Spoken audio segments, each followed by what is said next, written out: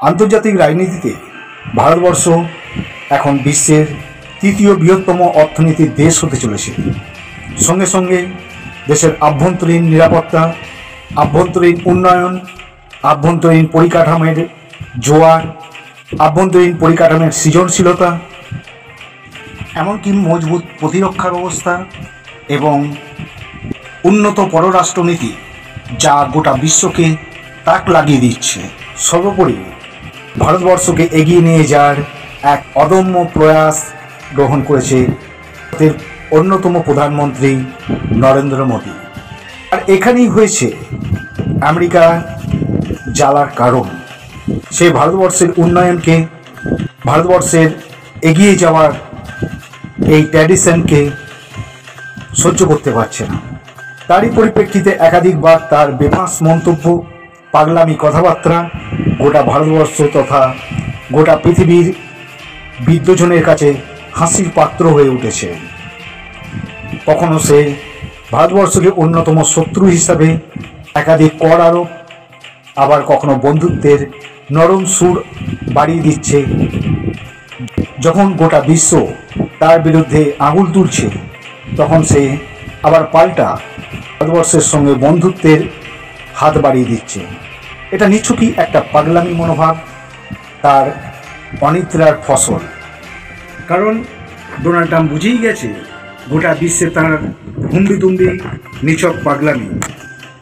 সে যে আদপে নিছকই একা হয়ে যাচ্ছে, সেটা তিনি এবং আমেরিকাবাসী স্পষ্টভাবেই বুঝতে পেরে গেছে।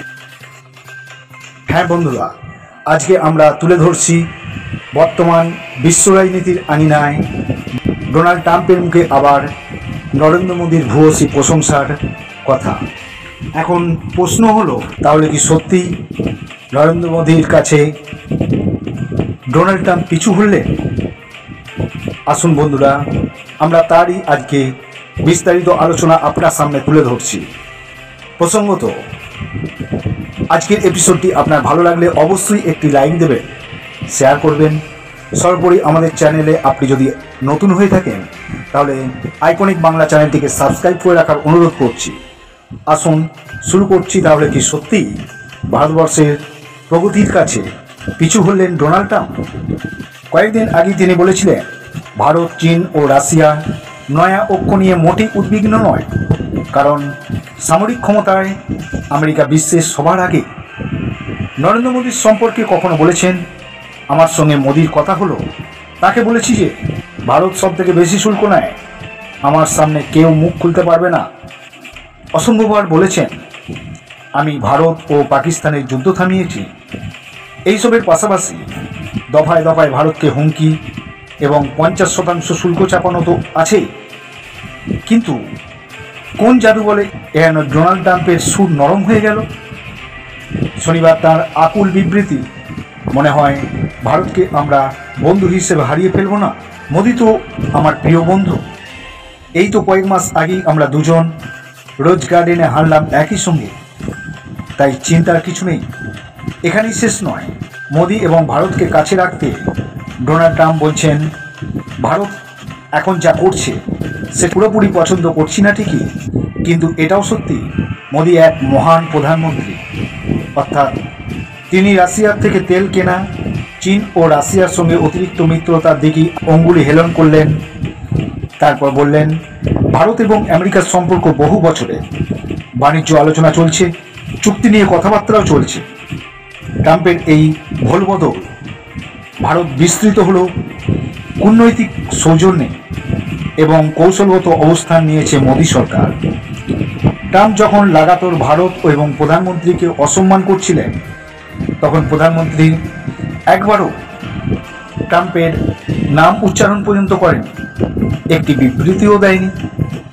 এদিকে কিন্তু ট্রাম্পের মুখে নিজের স্তুতি শুনেই মোদি তৎক্ষণাৎ প্রতিক্রিয়া দিলেন।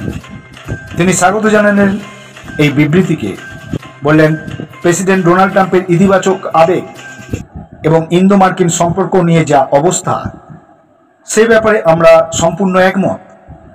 ভারত এবং আমেরিকার মধ্যে গভীর বিশ্বস্তরীয় স্ট্র্যাটেজিক সম্পর্ক। মোদির এই বিবৃতিতে প্রকটভাবে নিছক কূটনৈতিক প্রোটোকল ছাড়া আর কিছুই নয়। কারণ ট্রাম্পের মনোভাব তথা মতিগতি স্থিতিশীলতা নাই। আজ যা বললেন আগামীকাল তা বিপরীত মনোভাব দেখান। আর একটানা ভারতকে কোণঠাসা করার পর এখন তার বোধোদয়ের কারণ হলো ভয়। সেটা স্পষ্ট। এই ভয়ের কারণ কি? চীন, রাশিয়া ও ভারত একজোট হয়েছে। ইউরেশিয়ান শক্তির উত্থান স্পষ্ট। ট্রাম্প নিজের দেশেই প্রবল সমালোচিত ভারতকে হাতছাড়া করার জন্য। মিডিয়া থেকে বিরোধী সর্বত্র বলা হচ্ছে ট্রাম্পের ভ্রান্ত বিদেশ নীতি ভারতকে চীন ও রাশিয়া অক্ষে নিয়ে গেল। আমেরিকা সম্পূর্ণ একঘরে। পাশাপাশি সামনে আসছে বহুজাতিক মার্কিন সংস্থাগুলির পরোক্ষ চাপ।